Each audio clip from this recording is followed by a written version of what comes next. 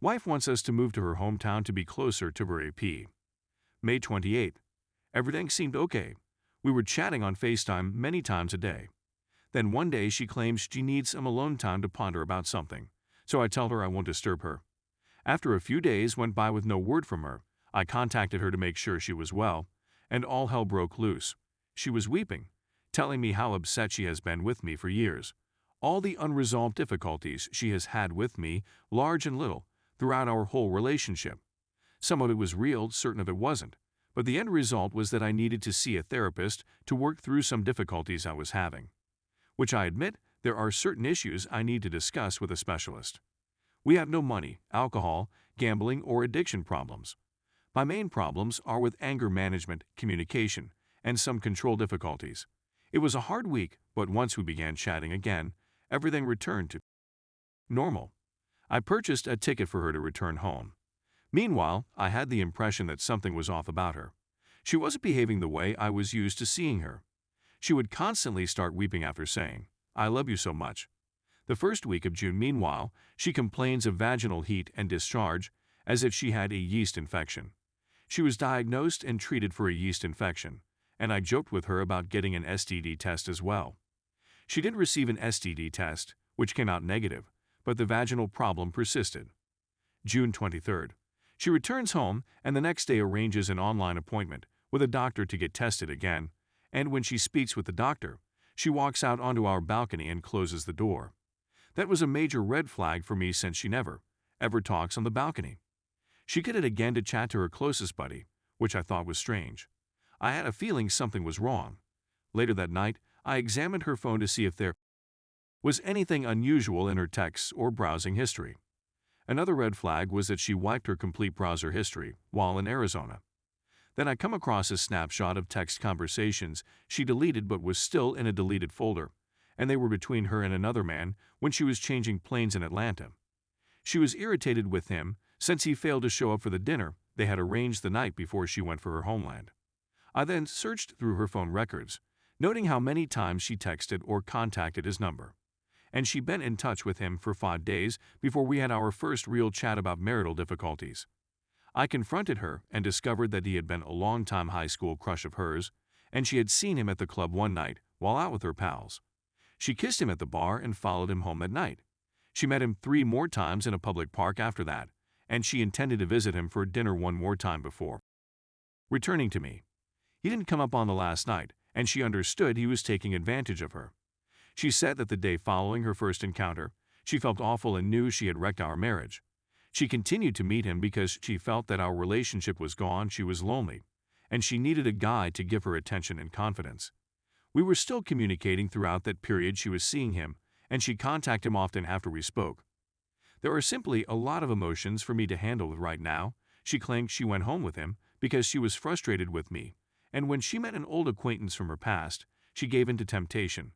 I was even more outraged that her closest friends allowed her go home with another guy and didn't warn her that what she was doing was wrong the whole time she was there. 3 of her closest friends were aware, and none of them advised her to quit. She should have known better, and I'm simply mad at all of them. I questioned her why she came back to me instead of simply staying there. She said she wanted to come back and work on our marriage, that she wanted to do with me, and that she recognized she would never find another guy who loves her as much as I do. I honestly believe her. I think her encounter with this guy shattered her. I've been the only guy she's ever been with, so I understand a human urge to try something new when the opportunity arises, but a marriage promise needs to mean something. Now I feel betrayed and disgusted, but I'm not sure whether going to therapy to work on this and forgive her is worth it, or if what she did is unforgivable and dissolving our marriage is the best decision.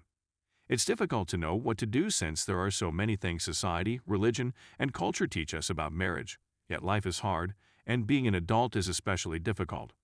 Is it normal to attempt to forgive what a loved one has done, or do we have certain standards that we must follow regardless of how much a person means to us? We don't have any children, therefore divorce is a viable possibility. At the same time, I've committed 9 years in a relationship with her, and although I believe I can forgive her for making a bad choice, it's difficult for me to accept how shabby she treated me and believe that I deserve to retain her in my life.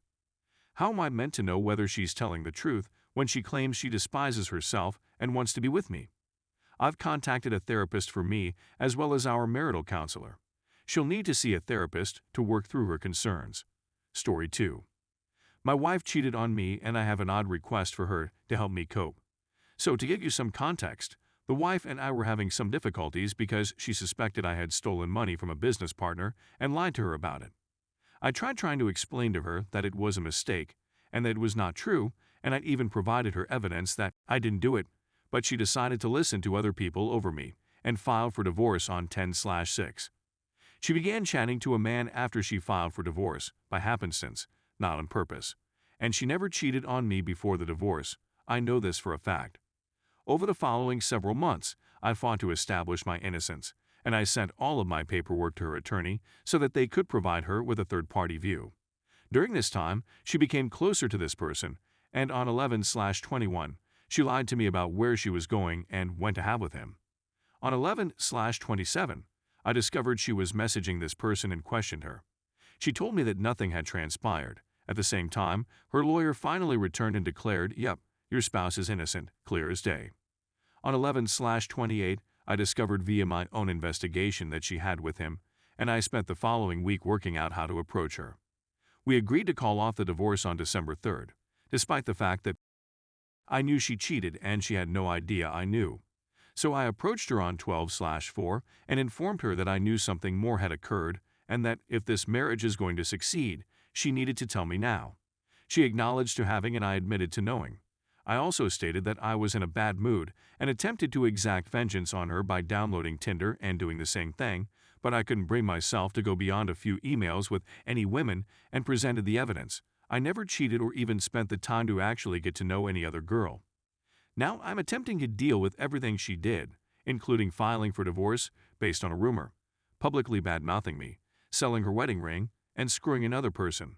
She continues to beg and plead for me to take her back, and a big part of me wants to because I keep justifying her infidelity by telling myself that we were in such a bad place together and the divorce was filed before she did it. So maybe we can heal. With professional help. Or maybe not, but I love her enough to give a fair shot. She informed me a few days ago that sleeping with another lady would relieve her guilt and handed me the hall pass. I rejected because that's not who I am and I feel it would be harmful to our marriage, but dealing with her infidelity is difficult. But oddly, our life has improved, as has our communication and honesty. So an idea came to me, and I haven't questioned her about it yet, but it was as follows. If you're feeling bad enough to give me a pass, and since that's not who I am, why don't we utilize this chance to try with another female she chooses, and she may determine the rules. My rationale is as follows. I can't cheat on my wife. Period. Regardless of what she did or how irritated and upset I am. We've grown closer and shared more than we ever have in all facets of our life, and we've even discovered new things in bed that she loved without even realizing it. If sharing me with another woman relieves her guilt and allows us to go ahead, then having and sharing the experience with my wife would be the healthiest way to go. We'd both be able to go ahead knowing that each of us had our time on the other side of the fence. Since her cheating made her realize that she has it perfect with me and will have to live with hurting the person who loved her more than anything, her words, maybe spending time on the other side of the fence with her involved and picking the partner will bring us closer by easing her guilt, my betrayal, and rebuilding our trust in one another because I'd involve her. Is any of my reasoning, notion, scenario, etc. reasonable, or am I insane and in such a strange place that I'm simply grabbing for anything to make me feel complete again? I'm at a loss on what to do. Please assist.